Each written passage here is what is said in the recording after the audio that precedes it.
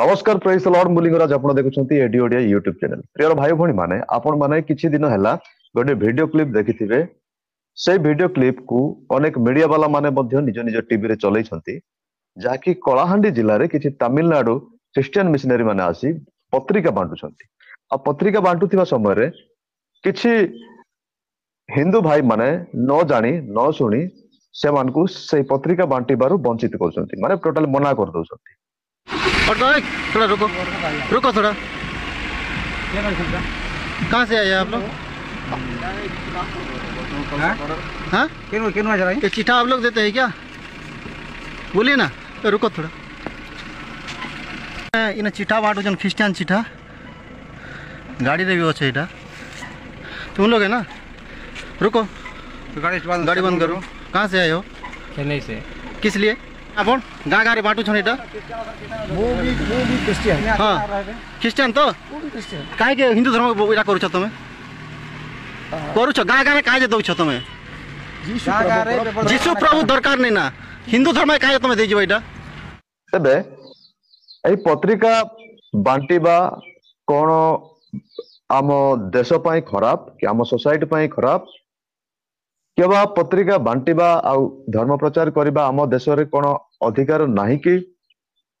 तेबे एई समस्त विषय काहे कि होउची एई समस्त विषय रे आलोचना करबा मो सहित अछंती जेपी ओडिया फाउंडर तबियस भाई आ से निजर मत प्रथमे रखिबे तापर माने कथा बात समस्त को प्रेज लॉर्ड। सर्वप्रथम परमेश्वर महिमा हेउ ए सुंदर सुजोग निमंते सो जे प्रकार आमाने सुनिया को पाइलु जे कलाहांडी जिल्ला रे जे प्रकार तमिलनाडु चेन्नई रो आसीथिबा किछि मिशनरी को सेमानंकु पत्रिका बांटीबा निमंते किंबा सुसमाचार प्रचार करिया निमंते जीशुंकर वाक्य प्रचार करिया सेमानंकु बारण करा गला। तबे ए विषय केते दूर दृष्टियुक्त हेबो ए विषय आमानंकु मध्य रे एडी ओडिया तरफरु प्रश्न करा जायछि। तबे आमे माने देखिबा आमे एक भारतीय टू आ भारत देश एक धर्मनिरपेक्ष राष्ट्र अटे जो आमे माने भारतर संविधान आमे माने नै कि चालू अछि।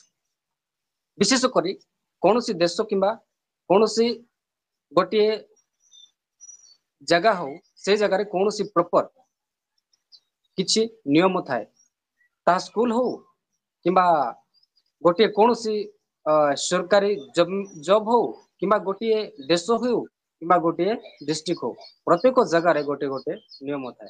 तबे अकॉर्डिंग दैट आमाने सही नियम अनुसार भारत देश को देखिबा आसु यार इंडियन आमे माने प्रत्येक लोक को भारतर लोक माने अटु। तबे ए भारत देश रे आर्टिकल 25 टू 28 पर्यंत धर्मगत स्वाधीनतार अधिकार दिया जाउछि। धर्मगत स्वाधीनतार अधिकार माने कोन? Freedom of choice freedom of religion सही मध्य रे रही अछि निज निज धर्म को प्रैक्टिस करिया पाए प्रोफेसी करिया पाए प्रोपोगेट करिया पाए तेबे प्रचार करिबा पत्रिका बांटीबा यह एक प्रैक्टिस अटे जा संविधान रे लिखा जाय अछि। तेबे एही संविधान अनुसार ख्रिस्टियन माने करूछंती या कोन से आईन कानूनी विरोध नुहे बरं जो माने एहा को मना करूछंती से माने केउ आधार रे केउ कानून रे से माने एई प्रकार करूछंती एहा सेमानको पई प्रश्नवाचक सृष्टि हेबो कारण से माने अजाणतरे एई सब विषय करूछंती। मु कहया पई या चाहिबी मु से वीडियो देखिला परे आश्चर्य होई गली चकित होई गली से माने क्यों प्रकार भाबरे जोर जबरदस्त से मानकु मना करूछंती सत्य जेमती गोटे लुचिकी आसीथिबा जंगल रु आसीथिबा आतंकवादी मानकु गोटे कि गोटे चोर मानकु आमे धरिया को पाइछु एई प्रकार से माने भाबुछंती आ से माने रोकिबार चेष्टा करूछंती। मात्र से क्रिश्चियन मिशनरी माने सुदूर तमिलनाडु रु से माने इलीगल नहीं लीगल भाव रे आसीछंती रास्ता रे आसुछंती कारण से माने जानिछंती आउ एटा आम देश पई इलीगल नो आउ से माने बाटर अनेक पुलिस मान को मध्य भेटिथिबे जोडी चेकिंग होउची और टोल गेट रे मध्य से माने एंट्री करथिबे आ से माने निजरो सफाई देथिबे जेतु ओडिसा को जते तमिलनाडु आछंती से मान को निश्चय प्रश्न पचार जायथिबो जे तमिलनाडु कोन पे आसी अछो से माने निश्चय निजरो आइडेंटिटी से माने को कहिथिबे निजरो काम कौन से विषय से सफाई देथिबे डॉक्यूमेंट हिसाब रे हो के बा ताकर फिजिकल जे कोनोसी विषय को नहीं से माने निश्चय कहिथिबे तबे ए स्थान रे प्रश्न एटी उठुची सरकार पुलिस ए समस्ते भल भाव जानी जे आम माने निज निज धर्म को प्रचार करि परिबा गोटे जगह रे गोटे क्रिश्चियन मिशनरी गोटे गाँ रे जाई किछि प्रचार कर चेष्टा करूछंती सेतिरे जे कोनसी धर्मर लोक होना काहे की भय करिवार विषय कोन रहि अछि मते तो अनेक विषय जानिबार बाकी रहि अछि मो हिंदू धर्म ग्रंथ पढिया पई देले मो पढिबी कि ज्यूस मानकर धर्म ग्रंथ देवा पढिबाक देले मो पढिबी मुसलमान मानकर कुरान जदि मते के बुझेइबो मो बुझिबी सेतिरे माने प्रॉब्लम कोड रहिला हेले ए माने एते कॉन्फिडेंस सहित अछंती जे जणे क्रिश्चियन पत्रिका पढिला मींस से धर्म चेंज कर देबो धर्म चेंज कर देले आमर लॉस हेबो तबे एई समस्त विषय को दृष्टि आखिरे रखी मो गोटे विषय कहबा पई चाहिबी भारतर लोक माने काहे की धर्म चेंज करूछंती अनेक लोक माने प्रश्न करंती आम ऊपर ही काहे की समस्तଙ୍କର नजर आमर ही सबुठ अधिक धर्मांतरीकरण होउची ए समस्त काहे की होउची से विषय प्रथम फाइंड करबा दरकार आउ धर्म परिवर्तन भी लोक माने करूछंती ताले तांकर धर्म परिवर्तन करिया परे अवस्था कोन हेची सेमान आगुरु केमिति थिले से समस्त मध्य एही विरोधी माने रिसर्च करबा दरकार जदि जणे मनिष जे कोनसी धर्म को फॉलो करूची जे कोनसी धर्म को विश्वास करूची कोन से धर्म एते दुर्बल जे गोटे पत्रिका दे देले से चेंज कर दबो आ सेही लोक माने जो विरोध करूछंती सेमानकर जो एक्टिविटी सेमानकर कथावार्ता सुनिले एमिति ही लागुची जे सते जेमिति माने हमर लोक मान को छोड़े की नहीं जिबे तबे से स्थान से मिशनरी माने सफा सफा कहउछंती तम इच्छा हले तमे आसो नहले नाही से माने जानि छंती प्रचार करबा केते आवश्यक आ अनेक लोक माने कोंती जे प्रचार कोन पाई करूछ कन्वर्जन कोन पाई करूछ आमे कन्वर्जन रे बिलीव करू ना आमे कन्वर्जन करू ना राइट कन्वर्जन तमे करू न कि धर्म प्रचार करू न ठीक कथा किंतु धर्म प्रचार हेबा दरकार कि नहीं धर्म विषय लोक जानिबा दरकार कि नहीं जेतेबेले हम माने गोटे एमिति गोटे पृथ्वी रे वास करूछु हमन को सब विषय शिखिबार आवश्यक रही अछि तबे से शिखिबार जो विषय रही अछि सेतिरो लोक मान को वंचित करिया पय काहे की चेष्टा करा जाउछि से क्रिश्चियन हो कि जौन हो कि बौद्ध हो सब धर्म को जानिबार लोक मान को कर्तव्य अछि कि नहीं एही स्वाधीन काहे की लोक मान को दिया जाउ नै जेमिति विगत वर्ष पूर्व वर्ष मान को हम देखिबा इतिहास रे जते हमरो स्वाधीन संग्रामी माने से माने समस्ते सब धर्म को जानितिले सब धर्मरो से माने आ शास्त्र को स्टडी करितिले कारण से माने समस्त विषय जानिया पय चाहुतिले से मान सेंति अधिकार दिया जाउतिला सेंति से माने आ करि पारुतिले तेबे वर्तमान लोक मान को काहे कि अन्य धर्मरो विषय को शिखिबारु वंचित करा जाउछि एहा हला सबटु मुख्य विषय अटे सो वर्तमान लोक माने एहा मध्य जानि पारुछंती जे लोक माने प्रभु जीशु को काहे कि विश्वास करूछंती आ से माने एही समस्त विषय सब जाडी सुनी सुधा एही समस्त विषय करूछंती कारण आज दिन मानक मध्य जदि आम माने देखिबा को जीवा जे प्रकार आपण एक फ्रीडम विषय रे अनेक एही प्रकार स्टेटमेंट देले प्रेम विषय आ ए समस्त विषय को नहीं जे ठीक सही प्रकार आज लोक माने प्राय हिंदू लोक माने कौन हुंती प्रभु जीशु को विश्वास करते चर्च आसते यार मुख्य कारण कौन होता है पारे ए विषय से माने फाइंड आउट करिया दरकार कारण आज अनेक दलित लोक माने अछंती अनेक कास्ट लोक माने अछंती से हिंदू जगार ही अनेक भेदभाव करिकि सेमानकु मंदिर को मध्य प्रवेश करिया पय दिया जाउना आपण थोड़े विचार करंतु जने वैश्य हो किंबा शूद्र हो किंबा क्षत्रिय हो से मंदिर रो पूजारी हे पारिबो ना से मंदिर रे प्रवेश करी पारिबो ना यद्यपि से प्रवेश करिबो तबे से पूजारी हे पारिबो ना आउ से मानक सो एई प्रकार भेदभाव करिया समय क्रिश्चियन मानको जगार तो ए प्रकार कौन सी भावे भेदभाव नहीं आउ सही पत्रिका जिते बेले बांटी दिया जाउछि ସେଇ ସମୟରେ ତ ଲେଖାଯାଏ ପ୍ରଭୁ ଯୀଶୁ ଖ୍ରୀଷ୍ଟ ପ୍ରତ୍ୟେକ ଜଗତର ଲୋକମାନଙ୍କୁ ପ୍ରେମ କରନ୍ତି ଆଉ ସେ ପ୍ରେମ କରିବା ସକାଶେ ନିଜ ଜୀବନକୁ ଦେଲେ ଆଉ ଯେଉଁମାନେ ତାହାଙ୍କୁ ବିଶ୍ୱାସ କରନ୍ତି ସେ କୌଣସି ଧର୍ମର ହଉ ସେ ବ୍ରାହ୍ମଣ ହଉ କିମ୍ବା ସେ ବୈଶ୍ୟ ହଉ କିମ୍ବା ସେ ଶୂଦ୍ର ହଉ କିମ୍ବା କ୍ଷତ୍ରିୟ ହଉ ଏହା ହେଉଛି ପବିତ୍ର ଶାସ୍ତ୍ର ବାଇବଲର ଶିକ୍ଷା ଏବଂ ପ୍ରେମ ଅଟେ ଯାହା ପବିତ୍ର ଶାସ୍ତ୍ର ବାଇବଲ ବାସ୍ତବ ଶିକ୍ଷା ଅଟେ ଯାହା ସତ୍ୟ ପରମେଶ୍ୱରଙ୍କ ଠାରୁ ଆସିଅଛି ଏହାର ଶିକ୍ଷା ପାଇଲା ପରେ ସେମାନେ ଟିକେ ଚିନ୍ତା କରନ୍ତି ମାଇଣ୍ଡ ଲଗାନ୍ତି ଆମେ ଯେଉଁ ଜାଗାରେ ଅଛୁ ସେଠାରେ ତ ଆମକୁ ଭେଦଭାବ କରିଦିଆଯାଉଛି ତେବେ ଆମେ ଯୀଶୁଙ୍କୁ ବିଶ୍ୱାସ କଲେ ଯୀଶୁଙ୍କୁ ବିଶ୍ୱାସ କରିକି ଅନ୍ୟକୁ ଶିକ୍ଷା ମଧ୍ୟ ଦେଇପାରିବୁ ଆଉ ସେମାନଙ୍କ ବିଷୟରେ ମାନେ ପ୍ରଚାର ମଧ୍ୟ କରିପାରିବୁ ଏହା ସେମାନେ ଜାଣୁଅଛନ୍ତି ଆଉ ସବୁଠାରୁ ବଡ଼ ବିଷୟ ହେଲା ସେମାନେ ପ୍ରଭୁ ଯୀଶୁ ଖ୍ରୀଷ୍ଟଙ୍କର ପ୍ରେମର ପରିଚୟକୁ ପାଉଅଛନ୍ତି ଯାହାଦ୍ୱାରା ସେମାନେ କ'ଣ ହେବେ କ'ଣ ଯେଉଁଠାରେ ସେମାନଙ୍କୁ ଭେଦଭାବ କରାଯାଉଅଛି ସେ ଜାଗାରେ ସେମାନେ ରହିବେ ନା ଯେଉଁ ଯୀଶୁ ତାଙ୍କୁ ପ୍ରେମ କରନ୍ତି ଯିଏ ସମଗ୍ର ଜଗତର ସୃଷ୍ଟିକର୍ତ୍ତା ସେମାନେ ତାହାଙ୍କୁ ଗ୍ରହଣ କରିବେ ମୁଁ ମୋ ବିଷୟରେ ଟିକେ ମୁଁ ଏଠାରେ ସାକ୍ଷ୍ୟ ଦେବା ପାଇଁ ଚାହିଁବି ମୁଁ ମଧ୍ୟ ଗୋଟେ ହିନ୍ଦୁ ପରିବାରରୁ ଆସିଅଛି 2015ରେ ମୁଁ ଠିକ ସେ ପ୍ରକାର ମୁଁ ଅନେକ ଦେବୀ ଦେବତା ପୂଜା କରିଅଛି କିନ୍ତୁ ମୋ ଜୀବନରେ କେବେ ମଧ୍ୟ ମୁଁ ଏହା ଅନୁଭବ କରିନଥିଲି ଯେ କୌଣସି ଦେବାଦେବୀ ମୋତେ ପ୍ରେମ କରନ୍ତି ଯେଉଁଦିନ ମୁଁ ଏହି ବାଇବଲକୁ ପଢ଼ିଲି ଯୌନ ଲିଖିତ ସୁସମାଚାର 1:12 ଲେଖାଯାଏ ଯେଉଁମାନେ ତାହାଙ୍କୁ ବିଶ୍ୱାସ କଲେ ଅର୍ଥାତ୍ ଗ୍ରହଣ କଲେ ସେ ସେମାନଙ୍କୁ ନିଜର ସନ୍ତାନ ହେବା ନିମନ୍ତେ ଅଧିକାର ଦେଲେ ସେଇଦିନ ମୁଁ ଏତେ ଖୁସି ହେଲି ଯେ ଆରେ ମୁଁ ଜଣେ ସୃଷ୍ଟିକର୍ତ୍ତାଙ୍କର ସନ୍ତାନ ଅଟେ ଏହି ବିଷୟ ମୁଁ ପରିଚୟ ପାଇଲା ପରେ ମୁଁ ଯୀଶୁଙ୍କୁ ବିଶ୍ୱାସ କରେ ବାଇ ଦ ୱେ ଠିକ ସେଇ ପ୍ରକାରେ ଅନେକ ଲୋକମାନେ ଅଛନ୍ତି ଯେଉଁମାନେ ବାଇବଲ ପଢ଼ିଲା ପରେ ପତ୍ରିକା ପଢ଼ିଲା ପରେ କାରଣ ପତ୍ରିକାରେ ପ୍ରଭୁଙ୍କର ବାକ୍ୟ ରହିଅଛି ସେ ବାକ୍ୟକୁ ଦେଖିଲା ପରେ ସେମାନେ କ'ଣ କରନ୍ତି ପ୍ରଭୁ ଯୀଶୁଙ୍କ ନିକଟକୁ ଆସନ୍ତି ଏହାର କୌଣସି ସନ୍ଦେହ ନୁହେଁ ଏବଂ କରିବା ମଧ୍ୟ ଦରକାର ଏହାମାନଙ୍କୁ ସମ୍ବିଧାନର ଅଧିକାର ଦେଇଅଛି ନିଶ୍ଚୟ ନିଶ୍ଚୟ ଆପଣ ଯୋଉ କଥା କହିଲେ ଭେଦଭାବ କଥା ଆଜ୍ଞା ଯଦି ବା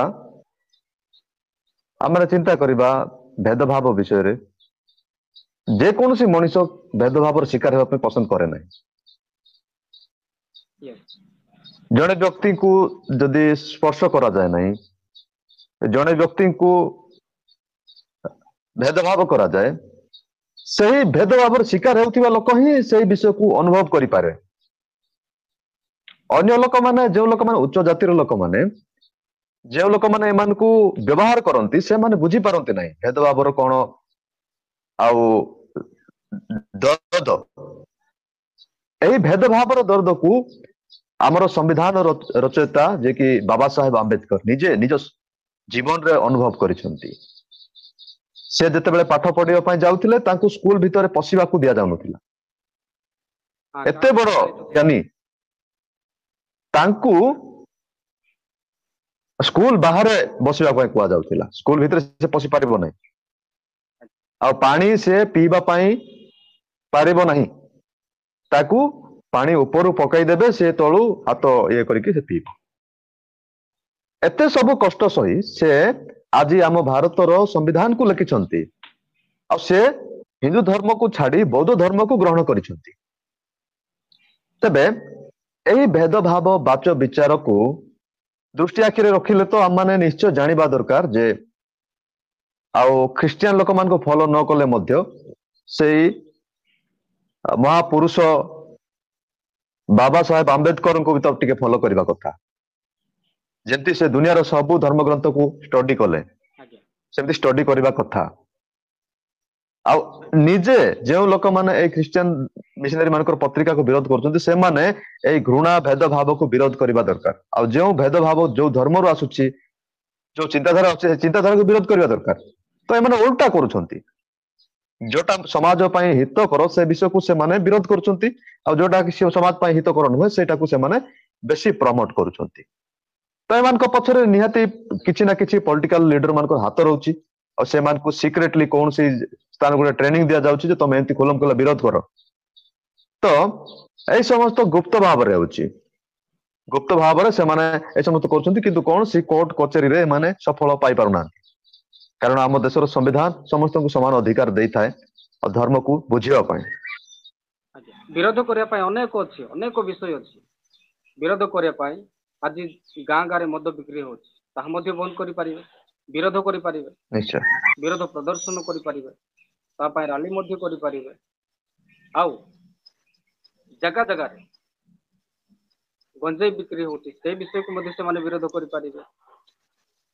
ଏଇ ସମସ୍ତ ବିଷୟ ସେମାନେ କରିବେ ନାହିଁ, କିନ୍ତୁ ସମାଜ ପାଇଁ ଯାହା ଭଲ ତାହାକୁ ସେମାନେ ବନ୍ଦ କରି ବିରୋଧ କରି ସେମାନେ ନିଜକୁ କହିବେ ଯେ ଆମେ ଧର୍ମ ରକ୍ଷା କରୁଛୁ। ତେବେ ଆପଣ ନିଜେ ଏହା ବିଚାର କରନ୍ତୁ, ଏହା କି ଧର୍ମ ରକ୍ଷା? ଯଦି ଏମାନେ ନିଜେ ନିଜେ ନିଜ ଧର୍ମରେ ନିଜେ ଯଦି ଠିକ ରହିବେ, ନିଜେ ଠିକ ଶିକ୍ଷା ଦେବେ, ସମସ୍ତଙ୍କୁ ପ୍ରେମ କରିବେ, ଲୋକମାନେ ଅନ୍ୟ ଜାଗାକୁ କାହିଁକି ଯିବେ? ଉଦାହରଣ ଗୋଟିଏ ମୁଁ ଆପଣଙ୍କୁ ଦେବା ପାଇଁ ଚାହିଁବି। ଫର ଏକ୍ସାମ୍ପଲ, ଆମେ ଦୁଇ ଜଣ ଗୋଟେ ପାର୍ଟିର ଲୋକ, ଆପଣ ବିଜେପି ଆଉ ମୁଁ କଂଗ୍ରେସ। ଆପଣଙ୍କ ଟିମ୍ ବିଜେପି ଲୋକମାନେ କଂଗ୍ରେସ ପାଖକୁ କାହିଁକି ଆସିବେ? ଆପଣ ଯଦି ତାଙ୍କୁ ଭଲ ସ୍ନେହ ଶ୍ରଦ୍ଧା ପ୍ରେମ ଦେଖେଇବେ ନାହିଁ, ସେମାନେ କାହା ପାଖକୁ ଯିବେ? ନିଶ୍ଚୟ ମୋ ପାଖକୁ ଆସିବେ। ଯଦି ଆପଣଙ୍କ ଲୋକମାନେ ମୋ ପାଖକୁ ଆସୁଛନ୍ତି, ତେବେ ଆପଣଙ୍କ ପାଖରେ ନିଶ୍ଚିନ୍ତ ଗଡ଼ବଡ଼ ଅଛି। ତେବେ ଆପଣ ଯଦି ନିଜ ଜାଗାରେ ନିଜ ଲୋକମାନଙ୍କୁ ରଖିବା ପାଇଁ ଚାହୁଁଛନ୍ତି, ତେବେ ଆପଣଙ୍କୁ କଣ କରିବାକୁ ହେବ? ଆପଣଙ୍କୁ ସୁଧାରିବାକୁ ପଡ଼ିବ। ତେବେ ଆପଣ ନାଇଁ ଡାଇରେକ୍ଟ କିଛି ଟିମ୍ ସଂଗଠନ ଗଠନ କରିକି ଆପଣ ଡାଇରେକ୍ଟ ମୋ ଉପରେ ଅତ୍ୟାଚାର କରିବା ପାଇଁ ଚାହିଁବେ, ତେବେ ଆହୁରି ଅଧିକ ଲୋକମାନେ ଏ ତ ଗଡ଼ବଡ଼ ରେ ବାବା, କୁछ ତ ଗଡ଼ବଡ଼ ହେ, ତାହେଲେ ସେଇ ଲୋକମାନେ କଣ କରିବେ? ଆପଣ ଯେତେ ବିରୋଧ କରୁଥିବେ ସେତେ ଲୋକମାନେ ମୋ ପାଖକୁ ଆସିଥିବେ, କାରଣ ମୋ ପାଖରେ ଭଲ ଶିକ୍ଷା ଅଛି, ଭଲ ବିଷୟ ଅଛି, ତେଣୁ ଲୋକମାନେ ମୋ ପାଖକୁ ଆସିବେ। ଆପଣ ବିରୋଧ କରନ୍ତୁ, ଆପଣ କିଛି ବି ସଂଗଠନ କରନ୍ତୁ, କିଛି ନାହିଁ, ଶେଷରେ ପାୱାରଫୁଲ କଣ ହବ? ସତ୍ୟ ସତ୍ୟ ହିଁ ରହିବ।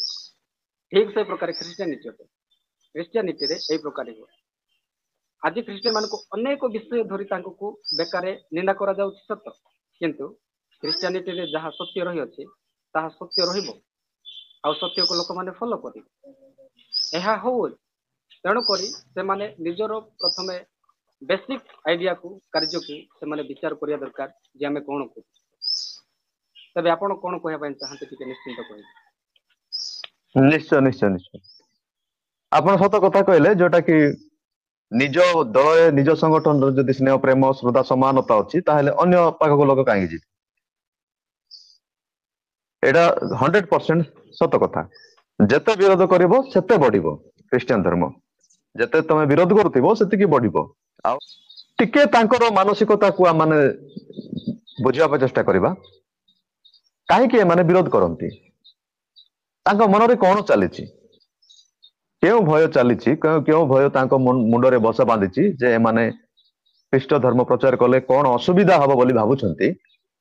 ସେଇ ବିଷୟରେ ଆମେ ବର୍ତ୍ତମାନ ଟିକେ ଆଲୋଚନା କରିବା। ଆଜ୍ଞା। ଯଦି ଖ୍ରୀଷ୍ଟିଆନ ପତ୍ରିକା ବାଣ୍ଟି ଦେଲେ ସମାଜରେ ପରିବର୍ତ୍ତନ ଆସିଯିବ। ନମ୍ବର 1 ରେ ଲୋକମାନେ ଖରାପ କାମ ଛାଡିବେ, ମଦ ପିଉଥିଲେ ମଦ ପିଇବା ଛାଡିବେ, ନିଶା ଦ୍ରବ୍ୟ ଛାଡିବେ, ପରିବାରକୁ ଠିକ ଭାବରେ ଚଳେଇବେ। ପରିବାର ଯୋଉ ଅଶାନ୍ତି ଗଣ୍ଡଗୋଳ ରହିଅଛି ସେ ସମସ୍ତ ଠିକ ହବ। ନିଶା ଦ୍ରବ୍ୟ ଛାଡିଲେ ତ ଅଟୋମେଟିକ ଠିକ ହେଇଯିବ ନା। ତେବେ ଅନେକ ଅସଭ୍ୟ ଲୋକମାନେ ଏହା ଚାହୁଁଛନ୍ତି ଯେ ଲୋକମାନେ ନିଶା ଦ୍ରବ୍ୟ ନ ଛାଡନ୍ତୁ। ଆଉ ସେମାନେ ହେଇପାରେ ନିଶା ଦ୍ରବ୍ୟ ସପ୍ଲାଏକାରୀ ମାନେ ହେଇଥାଇ ପାରନ୍ତି, ତାଙ୍କର ବିଜନେସ ବନ୍ଦ ହେଇପାରେ, ସମାଜ ସୁଧାରକୁ ଚାହୁଁନାହାନ୍ତି। ଆଜ୍ଞା। ଯାହାରି ଫଳରେ ସେମାନେ ସମାଜରେ ଅସଭ୍ୟ କାମ ଚାଲୁଥାଉ ବୋଲି ଭାବୁଛନ୍ତି। ତ ଆପଣ କୁହନ୍ତୁ ଏ ବିଷୟରେ, ସେମାନଙ୍କର ଉଦ୍ଦେଶ୍ୟ କଣ? ସେମାନେ କଣ ପାଇଁ ମନା କରୁଛନ୍ତି? କଣ ପାଇଁ ଧର୍ମ ପ୍ରଚାର, ଖ୍ରୀଷ୍ଟିଆନ ଧର୍ମର ପ୍ରଚାର ନ ହେଉ ବୋଲି ଭାବୁଛନ୍ତି? ଦେଖନ୍ତୁ, ଯେତେବେଳେ ପ୍ରଥମେ ଖ୍ରୀଷ୍ଟିଆନ ଧର୍ମ ଯଦି ପ୍ରଚାର ହବ, କାହିଁକିନା ସଂସାରିକ ଭାବରେ ତାହାକୁ ଦେଖାଯାଉଛି, ଯଦି ଆମେ ମାନେ ଏହି ଧର୍ମକୁ ପ୍ରଚାର କରୁଅଛୁ, ପ୍ରଥମ ବିଷୟ ଏଠାରେ ଲେଖାଯାଏ, ବାଇବଲ ପଢିଲେ ଜଣେ ଖ୍ରୀଷ୍ଟିଆନ ହୁଏ ତାହା ନୁହେଁ, ବାଇବଲ ପଢିଲେ ଜଣେ ସତ୍ୟକୁ ଜାଣିବ। ସତ୍ୟ କଣ ଅଟେ? ବାଇବଲ ଲେଖାଯାଏ, ତୁମେ ମାନେ ସତ୍ୟ ଜ୍ଞାତ ହେବ ଆଉ ସେଇ ସତ୍ୟ ତୁମ ମାନଙ୍କୁ ମୁକ୍ତି କରିବ। ଲୋକମାନେ ଜାଣିବେ ଭଲ କଣ ମନ୍ଦ କଣ, ଏଇ ସମସ୍ତ ସତ୍ୟ ଯଦି ସେମାନଙ୍କ ନିକଟରେ ପ୍ରକାଶିତ ହେବ। ମଦ ପିଇବା ପାପ, ଗାଳି କରିବା ଖରାପ କାମ, ଖରାପ କାମ କରିବା ପାପ, ଏହି ସମସ୍ତ ବିଷୟ ଯଦି ଛାଡ଼ିବେ ତେବେ ନିଶ୍ଚିତ ଭାବରେ ଆପଣ ଯେ ପ୍ରକାର କହିଲେ ସେମାନେ ନିଶା ଦ୍ରବ୍ୟ ସମସ୍ତ ବିଷୟ ଛାଡ଼ିବେ। ତାପରେ ସେମାନେ କଣ ହେବେ? ଶିକ୍ଷିତ ହେବେ। ଯେତେବେଳେ ଶିକ୍ଷିତ ହେବେ ସେମାନଙ୍କ ଉପରେ ଆଉ ଗୋଲାମୀ ଆସିବ କୋଉଠୁ? କେଉଁମାନେ ତାଙ୍କୁ ଶାସନ କରିବେ? ସେମାନେ କାହାରେ ରହିବେ? ରହିବେ ନାହିଁ। ସମସ୍ତ ଗୁଲାମରେ ସେମାନେ ଆଜାଦ ହେବେ। ଆଉ ସେମାନେ କାହାର କଥାକୁ ଶୁଣିବେ ନାହିଁ। ସେମାନେ ଶୁଣିବେ ତ ଭାରତର ସମ୍ବିଧାନ ଅନୁସାରେ ସେମାନେ ଚାଲିବେ। ସମ୍ବିଧାନ ଅନୁସାରେ ଯେତେବେଳେ ସେମାନେ ଚାଲିବେ ଅନ୍ଧବିଶ୍ୱାସରୁ ସେମାନେ ବାହାରିକି ଆସିବେ। ଆଉ ଅନ୍ଧବିଶ୍ୱାସରୁ ଯେତେବେଳେ ସେମାନେ ବାହାରିକି ଆସିବେ ସେହି ସମୟରେ ସେମାନେ ନିଶ୍ଚିନ୍ତ ଭାବରେ ଯେ ପ୍ରକାର ସମ୍ବିଧାନ ଲେଖାଯାଇଅଛି ଫ୍ରିଡମ ଅଫ ଚଏସ୍ ତାହାକୁ ସେମାନେ ଆକ୍ସେପ୍ଟ କରିବେ। ତାପରେ ଏକ ସ୍ୱତନ୍ତ୍ର ଜୀବନ ଅତିବାହିତ କରିବେ। ଆଉ ସେମାନଙ୍କ ଉପରେ କୌଣସି ଶାସନ ସେମାନଙ୍କ ଉପରେ ଗୁଲାମରେ ରଖିପାରିବ ନାହିଁ। ତ ତେଣୁ କରି ସେମାନେ କଣ କରୁଛନ୍ତି? ବାରମ୍ବାର ସେମାନେ ପତ୍ରିକା ବାଣ୍ଟିବା ପାଇଁ ଆଉ ପ୍ରଭୁଙ୍କର ବାକ୍ୟକୁ ପ୍ରଚାର କରିବା ପାଇଁ ସେମାନେ ବନ୍ଦ କରିବା ପାଇଁ ଚେଷ୍ଟା କରୁଅଛନ୍ତି। ଏହା ହିଁ ଆମେ ମାନେ ନିଶ୍ଚିତ ଭାବରେ ସ୍ପଷ୍ଟ ଭାବରେ ବୁଝିପାରୁଅଛୁ। ଆପଣ କଣ କହିବା ପାଇଁ ଚାହିଁବେ? ନିଶ୍ଚୟ ବିଗତ ଦିନ ମାନଙ୍କରେ ଓଡିଶାରେ ଏମିତି ହେଇନଥିଲା।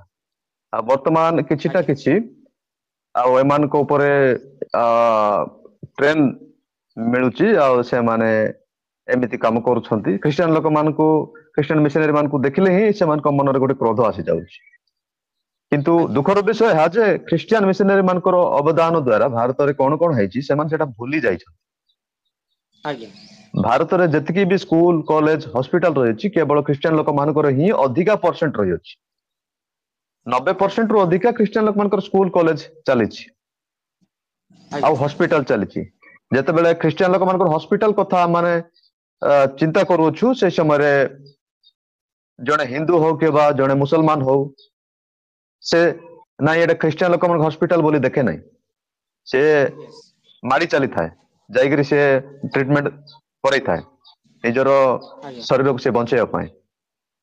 ଯଦି ଏଇ ସ୍ଥାନରେ ପତ୍ରିକା ବାଣ୍ଟିବାକୁ ଯେମିତି ପ୍ରକାର ମନା କରାଯାଉଛି ସେମିତି ଏକ୍ଜାକ୍ଟଲି ଏହି ହସ୍ପିଟାଲ ସ୍କୁଲ କଲେଜକୁ ମଧ୍ୟ ଲୋକମାନେ ଯାଇନଥାନ୍ତେ ବୟକଟ କରିଥାନ୍ତେ ତାହେଲେ ତ ବାସ୍ତବରେ ଜଣା ପଡିଥାନ୍ତା ଯେ ଆଜ୍ଞା ଏମାନେ ବାସ୍ତବରେ ଖ୍ରୀଷ୍ଟିଆନ ଧର୍ମକୁ ଖ୍ରୀଷ୍ଟିଆନ ଲୋକମାନଙ୍କୁ ଘୃଣା କରୁଛନ୍ତି। କିନ୍ତୁ ବାସ୍ତବରେ ଖ୍ରୀଷ୍ଟିଆନ ମିଶନାରୀ ମାନଙ୍କର ଯୋଉ ଅବଦାନ ଭାରତରେ ରହିଛି ସେଇ କଥାକୁ ଯଦି ଆମେ ଦୃଷ୍ଟି ଆଖିରେ ରଖିବା ଖ୍ରୀଷ୍ଟିଆନ ଲୋକମାନେ ଭାରତ ପାଇଁ ଉପକାରୀ ଅଟନ୍ତି। ଖ୍ରୀଷ୍ଟିଆନ ଲୋକମାନେ ଭାରତର ଶତ୍ରୁ ଆଜ୍ଞା ନୁହନ୍ତି।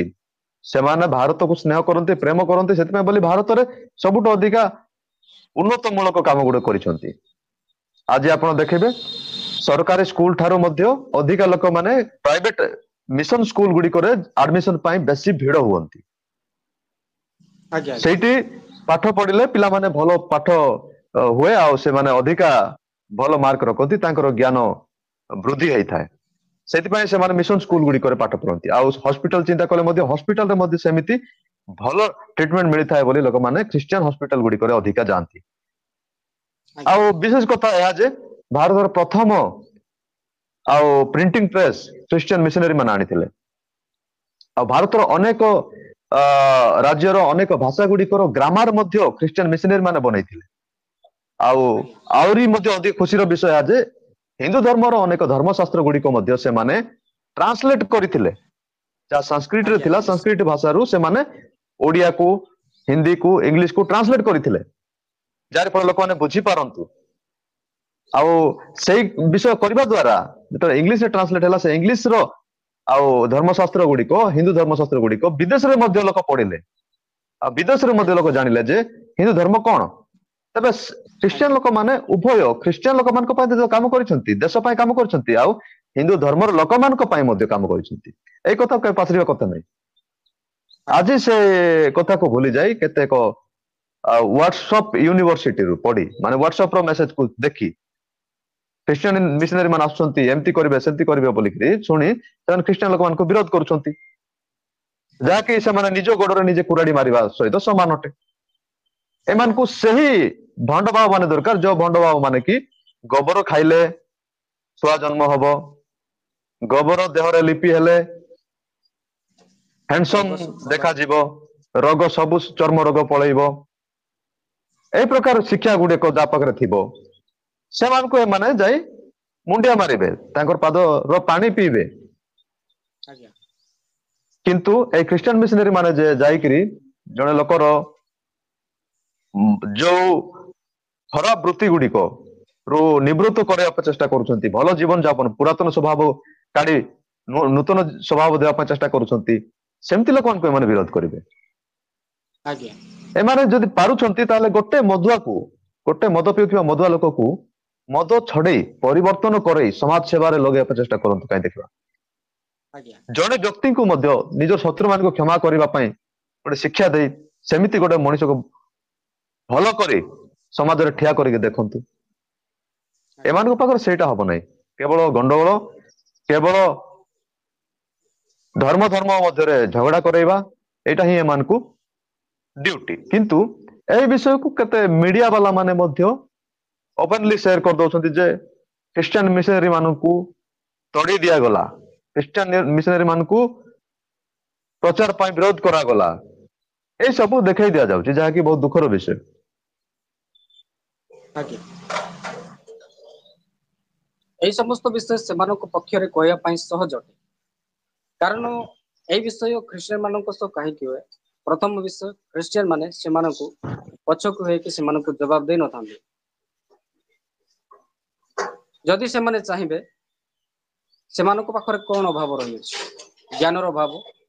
ସେମାନେ ଚାହିଁଲେ ସେମାନେ ରାସ୍ତାରେ ଧାରଣା ଦେଇକି ଆମମାନଙ୍କୁ ଅତ୍ୟାଚାର କରୁଛନ୍ତି ଆଉ ଏ ପ୍ରକାର ମିସବିହେଭ କରୁଛନ୍ତି ବୋଲି ସେମାନେ ଡାଇରେକ୍ଟ ସିଧାସଳଖ ସେଠାରେ ରାସ୍ତାରେ ହଙ୍ଗାମା କରିପାରିବେ।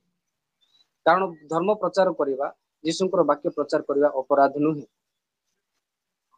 ଆଉ ଏହି ଧର୍ମ ପ୍ରଚାର କରିବା ଦ୍ଵାରା କୌଣସି ବ୍ୟକ୍ତି ଖରାପ ରାସ୍ତାକୁ ଯାଇନଥାନ୍ତି। ଏହା ଏକ ଭଲ ବିଷୟ ଅଟେ, ଉତ୍ତମ ବିଷୟ ଅଟେ। ତେବେ କେଉଁ ବିଷୟକୁ ନେଇ ମାନେ ବିରୋଧ କଲେ? ଖ୍ରୀଷ୍ଟିଆନ ମାନେ ଜାଣିଛନ୍ତି ଏମାନେ ଅଜାଣତରେ ଆମକୁ ବିରୋଧ କରୁଛନ୍ତି ବୋଲି। ପ୍ରଭୁ ଯୀଶୁ ଖ୍ରୀଷ୍ଟ ଯେ ପ୍ରକାର ଶିକ୍ଷା ଦେଲେ, ତୁମେ ଶତ୍ରୁ ମାନଙ୍କୁ ପ୍ରେମ କର। ଯୋଉମାନେ ତୁମକୁ ତାଡନା କରନ୍ତି ସେମାନଙ୍କ ପାଇଁ ପ୍ରାର୍ଥନା କର। ତେଣୁ ସେମାନେ ଏକ୍ଜାକ୍ଟ ତାହା କରନ୍ତି। କିନ୍ତୁ ଏହି ଲୋକମାନେ ଏଇ ପ୍ରକାର ଖ୍ରୀଷ୍ଟିଆନ ମାନଙ୍କୁ, ଯେଉଁମାନେ ଶାନ୍ତି ପ୍ରିୟ ସମାଜର ଲୋକ ଅଟନ୍ତି, ଏ ପ୍ରକାର ବାରମ୍ବାର ଲୋକମାନଙ୍କ ସମ୍ମୁଖରେ ଏଇ ପ୍ରକାର ଅତ୍ୟାଚାର କରିବା, ଆଉ ଏ ପ୍ରକାର କରି ଏମାନେ କଣ ପ୍ରମାଣ କରିବା ପାଇଁ ଚାହାନ୍ତି, ଆଜି ପର୍ଯ୍ୟନ୍ତ ସ୍ପଷ୍ଟ ହେଇପାରୁନାହିଁ। ଆଉ ଏମାନେ ନିଜକୁ ବୁଦ୍ଧିମାନ ବୋଲି ଭାବୁଅଛନ୍ତି। ଥରେ ଯଦି ଏମାନେ ସମ୍ବିଧାନକୁ ପଢିଥାନ୍ତେ, ଥରେ ଯଦି ଏମାନେ ମିଶନାରୀ ମାନଙ୍କ ବିଷୟରେ ପଢିଥାନ୍ତେ, ତେବେ ନିଶ୍ଚିନ୍ତ ଏମାନେ ବୁଝିପାରିଥାନ୍ତେ। ବାସ୍ତବରେ ଏମାନେ ତ କେବେ ପଢିନାହାନ୍ତି, ଆଉ ପଢିଥିବା ଶିକ୍ଷିତ ବ୍ୟକ୍ତି ହିନ୍ଦୁ ଲୋକମାନେ ଯେ ପ୍ରକାରେ ଓଝା ସାର୍ ଅଛନ୍ତି, ଏମାନେ ସବୁ ମିଶନାରୀ ମାନଙ୍କର ତାରିଫ କାହିଁକି କରନ୍ତି, ବଡ ବଡ ଶିକ୍ଷିତ ଲୋକମାନେ? କାରଣ ସେମାନେ ଜାଣିଛନ୍ତି ଖ୍ରୀଷ୍ଟିଆନିଟି କଣ, ଯୀଶୁ।